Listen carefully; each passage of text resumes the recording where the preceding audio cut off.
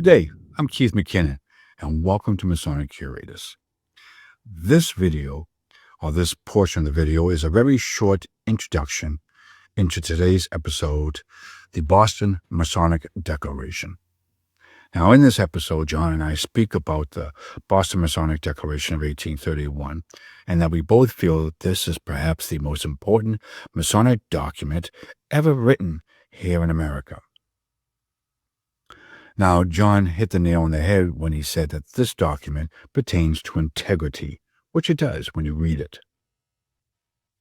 Now, at the end of this episode, John and I briefly mentioned the Salem document, and also in the Boston Masonic Declaration, it mentions that they follow the footsteps of their Salem brethren. But at the time, John and I really didn't go into depth of what this Salem document was. Since that time, I have done a little bit more research on it. The Salem Masonic Declaration actually came out almost 2 months before the Boston Masonic Declaration. The Boston Masonic Declaration was released December the 31st, 1831. And the Salem document was released on November the 7th, 1831. Now, the Salem document is known as the Salem Protest, and it was written by a number of Masonic brethren that came from the area in and about Salem, Massachusetts. It was signed by 175 brethren who came from Salem, Massachusetts, Beverly, Massachusetts, Danvers, Massachusetts, and Marblehead, Massachusetts. Both documents were in response to the current situation going on here, roughly in the northeast area of America at the time, called the Anti-Masonic Movement, or the Anti-Masonic Era, or the Morgan Affair.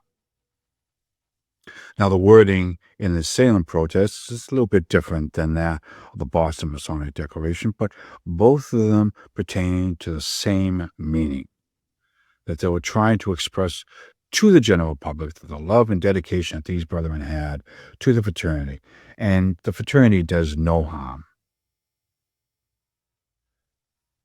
Now, this document was published in a number of newspapers in and around the Salem, Massachusetts area, as well as in the November 1831 issue of the Masonic Mirror, which was a Masonic newspaper publication of the day. In response to that document, the Salem Gazette in November of 1831 responded very favorably with a response. And part of it was that they said that these men are the most respected citizens of the area, that they have high character that is derived from their age, integrity, talent, purity of life. It also goes on to say that these men come from all different ranks of a profession. They come from all different religious sects and political parties. Now, to me, the words in both of these documents still hold true to today as they did in 1831. Now, you can read more about the Boston Masonic Declaration and the Salem Protest if you wish to go to a website called MasonicGenealogy.com. This was a site put on, which was established a number of years ago by our Grand Historian of the Grand Lodge of Masons of Massachusetts, and it is currently updated. His name is Right Worshipful Walter Hunt. So again, we hope that you enjoy this episode of Masonic Curators number 154, the Boston Declaration. And again, from the bottom of our hearts here at Masonic Curators, thank you for watching. Hi, I'm John Wilder. Oh, and I'm Keith McKinnon. It's getting late, John. It's getting late. It's getting late. Long day. So, but today we brought you what is actually one of my favorite pieces of Masonic memorabilia, if you can call it that, just because what it stands for. So But I'll mention that later because I just want to dive in and read you this. Declaration of the Freemasons of Boston and vicinity, presented to the public December 31st, AD 1831. While the public mind remained in the high state of excitement to which it had been carried by the partial and inflammatory representations of certain offenses committed by a few misguided members of the Masonic institution in a sister state, it seemed to the undersigned, residents of Boston and vicinity, to be expedient to refrain from a public declaration of their principles or engagements as Masons. But believing the time now to be fully come, when their fellow citizens will receive with candor, if not with satisfaction, a solemn and unequivocal denial of the allegations which during the last 5 years, in consequences with their connection with the Masonic fraternity, have been reiterated against them, they respectfully ask permission to invite attention to the subjoined declaration. Whereas it has been frequently asserted and published to the world that in the several degrees of Freemasonry as they conferred in the United States, the candidate on his initiation and subsequent advancement binds himself by oath to sustain his Masonic brethren in acts which are at a variance with fundamental principles of morality and incompatible with his duty as a good and faithful citizen, in justice thereof to themselves, and with a view to establish truth and expose imposition to the undersigned, with many of the recipients of every degree of Freemasonry, known and acknowledged in this country, do most solemnly deny the existence of any such obligations in their Masonic institution, so far as our knowledge respectively extends. And we as solemnly aver that no person is admitted to the institution without first being made acquainted with the nature of the obligations which he will be required to incur and assume.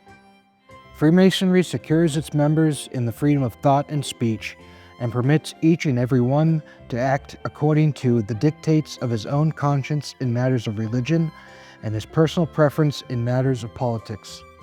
It neither knows nor does it assume to inflict upon its erring members, however wide may be their aberrations from duty, any penalties or punishments other than those of admonition, suspension, and expulsion. The obligations of the institution require its members a strict obedience to the laws of God and men.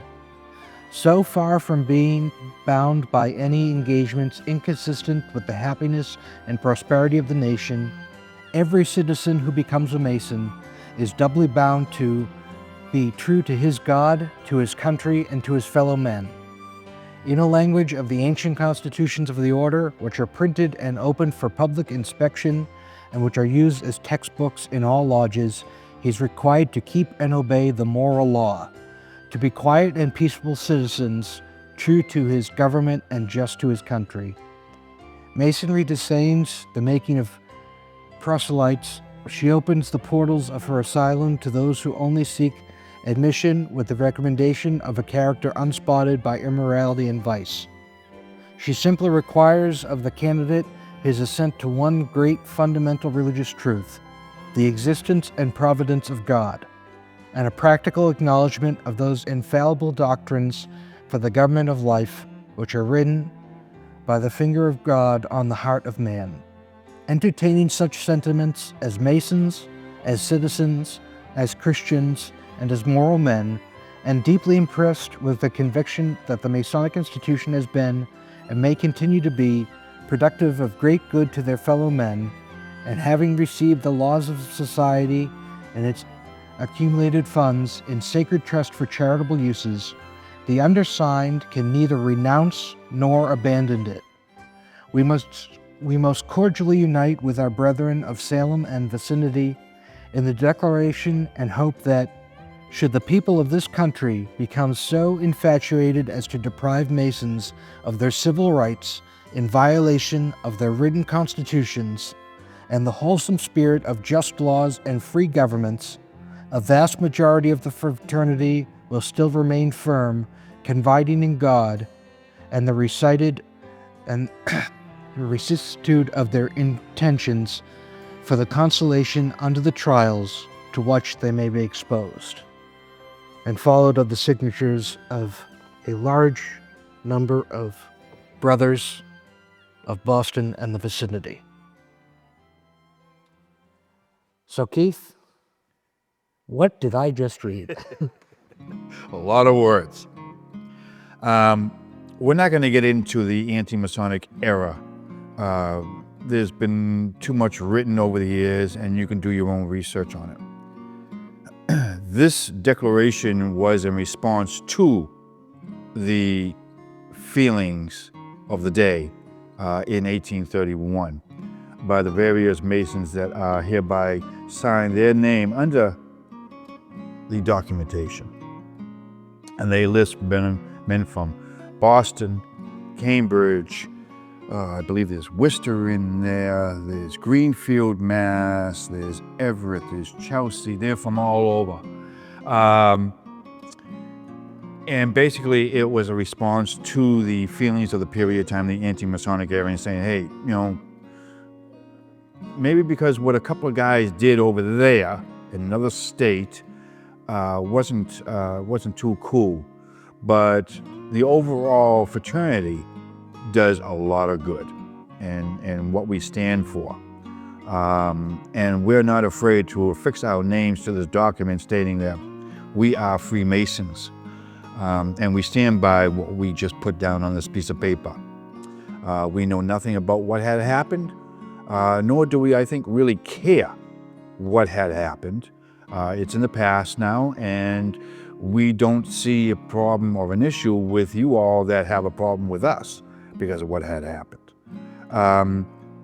This was, to me, and I think, even now, even more so than a large charter or the Grand Constitutions, this is probably the most important Masonic document that was probably ever written. It was written during the time of 1831. As John mentioned, it was published and given to the public December the 31st, 1831. And this piece here is a copy that was done in its 40th anniversary in 1871. John could probably add a little bit more to the items, as I know he also enjoys the document quite a bit. And this is actually John's personal item that he has at home. But the anti-Masonic period lasted from 1826, some places 1840, 1845, depending on where you're at in this country at the time. It spawned the anti-Masonic political party, who if you do some reading, especially for you conspirators out there, William Wright, I believe that's how you say his name, W-R-I-T, or Wright, he was a Freemason in his younger days, and claims to this group, who he wanted to get out of being the presidential candidate, that he didn't see any problem with the fraternity whatsoever. But they kept him in, and he got 8% of the vote in the nationwide.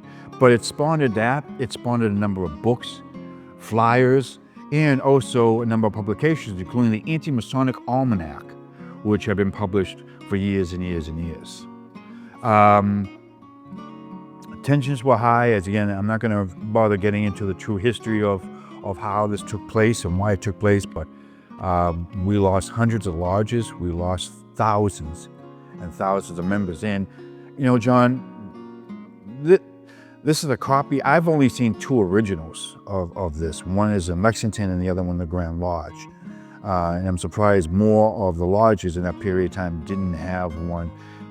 Maybe over the years it just got thrown away by accident, got damaged, or wasn't thought of to be all that important to have framed and hung up. Like Arlington has the original one from 1831, which is the first time I ever heard about this. I never heard about this at all. I heard about the anti-Masonic era, but never about the Declaration.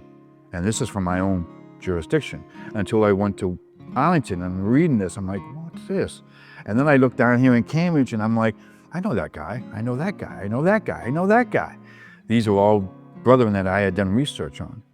And then I started to look into this, and it was pretty fascinating. Eventually, this document, John, would be signed by Freemasons from over 54 towns here in Massachusetts. 1,469 Masons here in Massachusetts would sign it. Supposedly, and I haven't found proof yet, this document was adopted by various other Grand Lodges in other jurisdictions. Either something similar to this or their own version of the Declaration.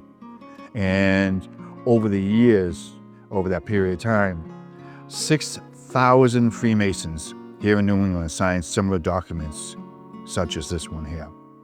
So it was an important statement to make at that period of time, to sign your name, and then this given to the general public. You got to think about the harassment they got. Were they kicked out of their churches? Because church was such a huge part of their lives back then. If they owned a business, was it boycotted? Was it vandalized? Were their homes vandalized? Were their families harassed? Did they lose their jobs over this? It's just, were they run out of town? These are stories we don't know, unfortunately. And this is the side of Freemasonry that I would like to actually explore, because there is so much on, and I don't want to be one-sided here, but there is so much on our side that hasn't been told, except things like this. There's the anti-Masonic side. That's tons of history out there. But there's nothing really from our side of what we did, how we protected ourselves, how we pushed forward, how we did this, how we did that. Just to give you a few stats, and you all can look up your own Grand Lodge proceedings, and you can hopefully find the stats in the back of those books. But here in Massachusetts, we do have the listings of the lodges in the various years, and the various lodges that attended the quarterly communications. They list everything in those proceedings. In the year of 1831, what they call the storm, many of the Masons back then, was really getting into Massachusetts about 1830, 1831. And we could start seeing a small issue with that. But in 1831, we had 102 lodges here in Massachusetts. By 1841, we had 48. The anti-Masonic era is still there. But in 1837, right at the height of this in Massachusetts, we were down to 67 lodges. And like I said, by 48, some years later, we're down to 48. So we still were losing. But a lot of these lodges, John, were already removed from the rolls because they hadn't paid anything. The Grand Lodge hadn't heard some of these lodges for 5, 6 years. 1847, we started to come out of it. We're up to 55 lodges now. And by 1851, 20 years after the start of this, we're at 64 lodges. And I did some stats on the various Grand Masters during the years. John Abbott was Grand Master in 1826 when this whole fiasco started, the storm. At the December communication at the Grand Lodge, that's our annual communication here in Massachusetts. This is when the lodges should be at every quarterly, but this is when they really come out, because it is the annual and they do the voting. 56 lodges were present in that year. 10 years later, Joshua Flint was Grand Master in 1836. 8 lodges were at the quarterly with the annual communication. Simon Robinson was Grand Master in 1846. You can start seeing the growth back up again. 25 were at the quarterly. We don't hear too much from, like I said, outside. When John and I were down in Warren, Right Worshipful Steve Curra told us about the master burying the charter of his lodge, putting it in a copper tube or a copper box, Yeah. and waiting for the tide to go out in the river and burying it down in the riverbed to keep the charter alive, because some of these lodges did, as they called the storm, waited out the storm. They didn't turn in their charter. But a Masonic lodge has to have the charter in order for them to meet. So some of these guys thought of some strange ways of hiding the charter. So he buried it under the river. As we've heard down in Chepachet, the master actually stitched it into his clothing, the charter of the lodge. Bethesda Lodge in Brighton, which was founded in 1819, the master there was master for about 6 years straight. He hid the charter in a hollowed-out pear tree on his land. So we hear about these stories once in a while. We don't hear too much about them because they're sort of forgotten. And it's too bad, because that's part of the history of this whole declaration and the anti-Masonic era. Interesting thing that I found when I had this on display at Cambridge, that in Liberty Lodge of Beverly in 1875, their 50th anniversary, the lodge was actually founded in 1824. So the lodge actually went through the anti-Masonic era. They have this down as something that was done during the period. And it says, any excuse serves a tyrant, was verified in this whole matter. It is our firm belief that no crime was ever committed by the Masonic fraternity or by any member in good standing against the law, nor against the unfortunate, and by us unnamed, cause or occasion, if you like it better, or whole grotesque moment. You cannot fool all the people all the time. So I thought that was kind of interesting that they put that down. But, churches were affected by this, the membership. You had ministers who were members of the fraternity who left the fraternity and then turned against us and preached against us in church. You had people out there on the streets, town streets, proclaiming about Freemasonry, handing out flyers against us. There was a whole bunch of things that were going on at that time about the movement. One thing that John and I have been talking about that I recently found was, and I didn't know that, even though being a Massachusetts Mason, and there's probably a lot more about anti-Masonry in this document that we haven't found just yet. But there was actually a riot that took place at Faneuil Hall in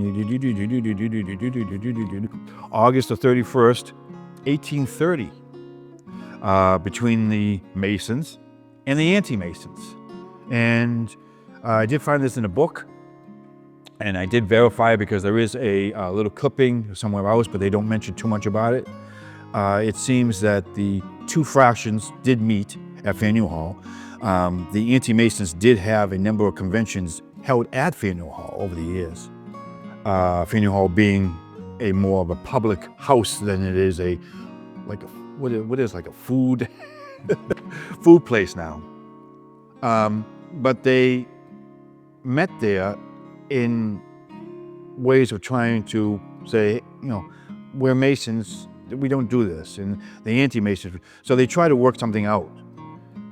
I guess according to this article, some anti-Masons from another state came, and the Massachusetts Masons weren't too happy because, as they claimed, this is a Boston matter. We'll take care of this, our way. Well, I guess a couple of these anti-Masons stood up, I guess, and wanted to talk, and as they began to talk, the Masons didn't like that, and I guess a little fight broke out between us and them. But it's interesting to see, and also how Freemasonry or anti-Freemasonry worked into the lodges after the fact, and how it affected us. And I was hoping that maybe Hank would be here when we talked about this, because he was the historian of Amicable Lodge in 2005 for the 200th. And I don't think he even knows this because I didn't know it. That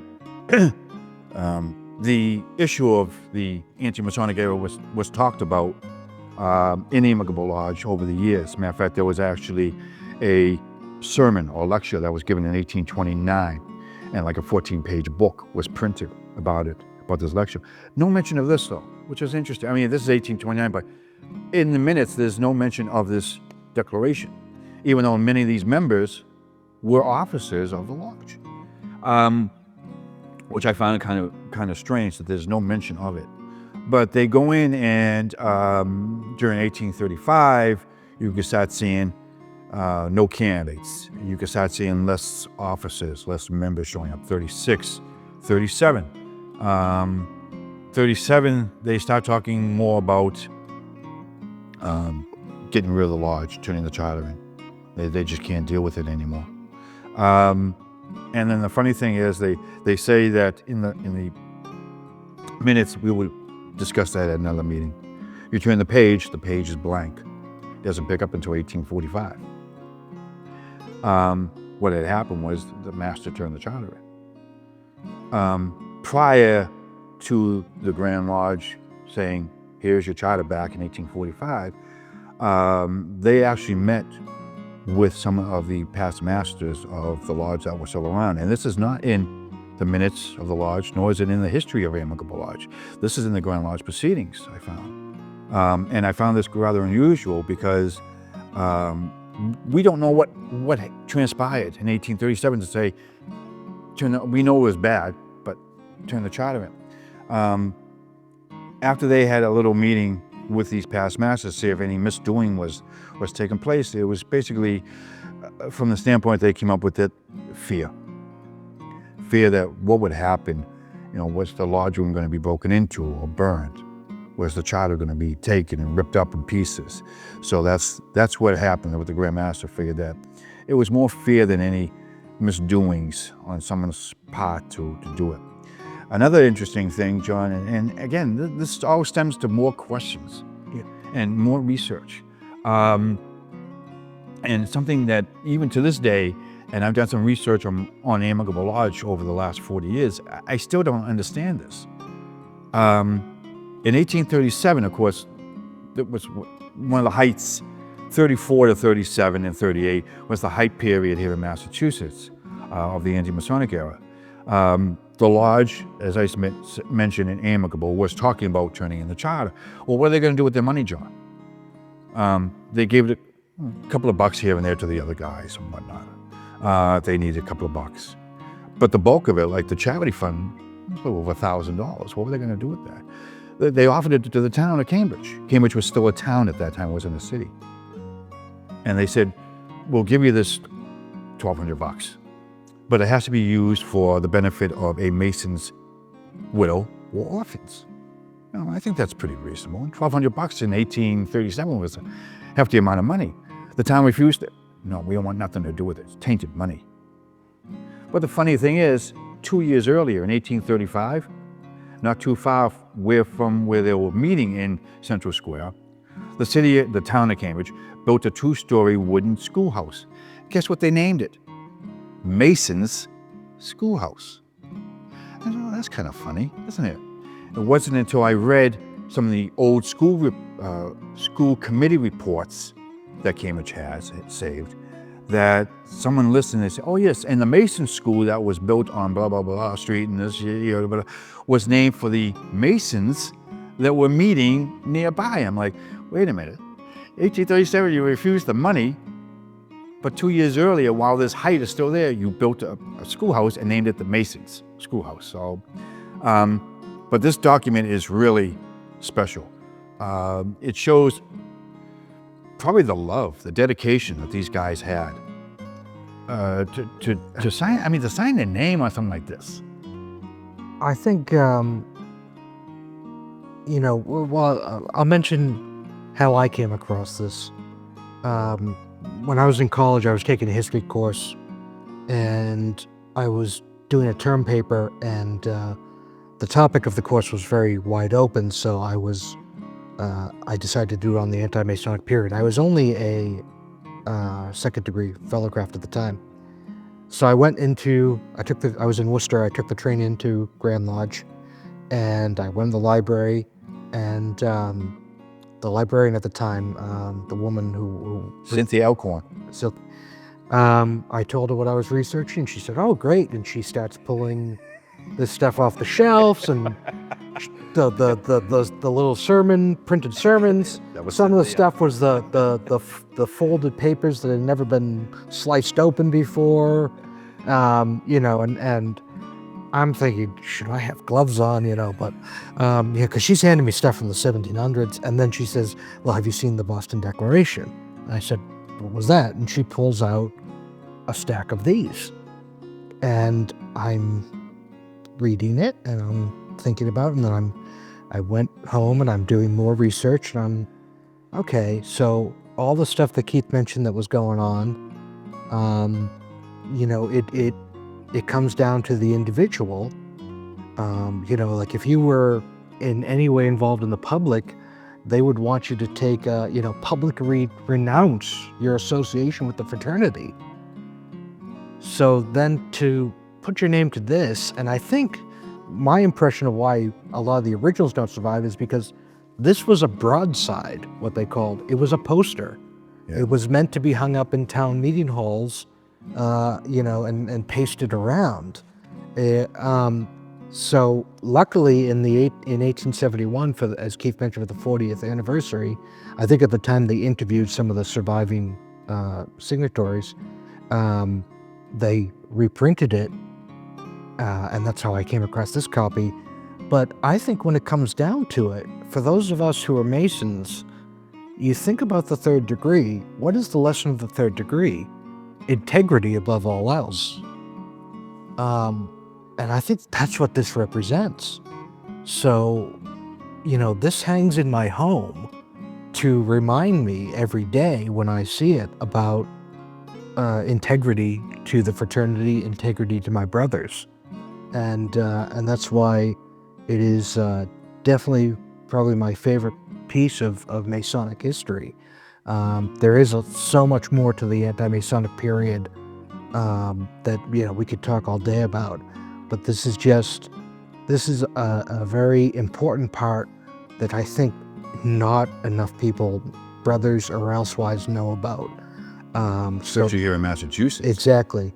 And so every brother that I talk to, and we start talking about the anti-Masonic period, I talk about this document because I think it should be hanging in every lodge. Mm-hmm. And actually, sooner than later, we're going to have an anniversary of it coming up.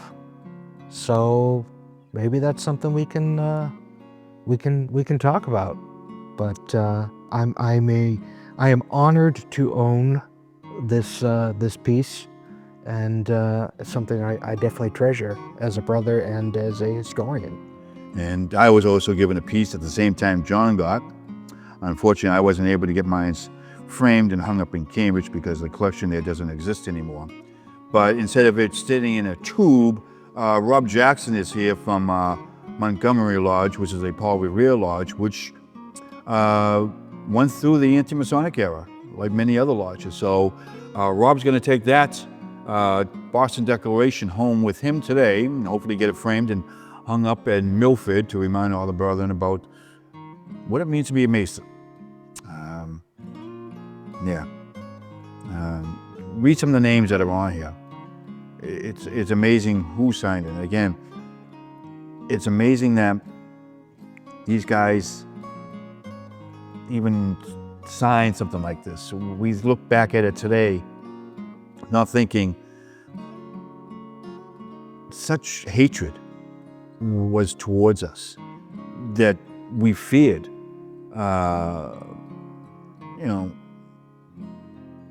what was going to happen. I mean, like I said, thousands walked away from the lodge, never to come back. Hundreds of lodges closed, never to reopen. We look at that side of the history. We don't look at this side of the history and how the Freemasons stood up.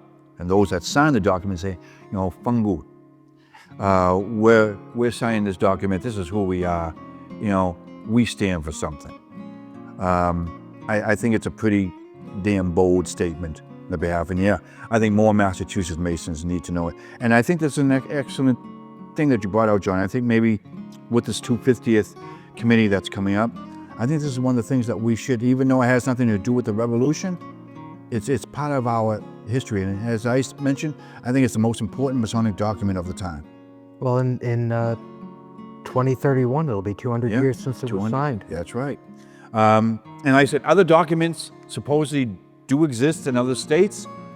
I don't know if they do in some of these libraries and museums. And this, as you and I had discussed previously, this mentions something apparently having been done in Salem. But you couldn't find any. Can't find any connection whatsoever.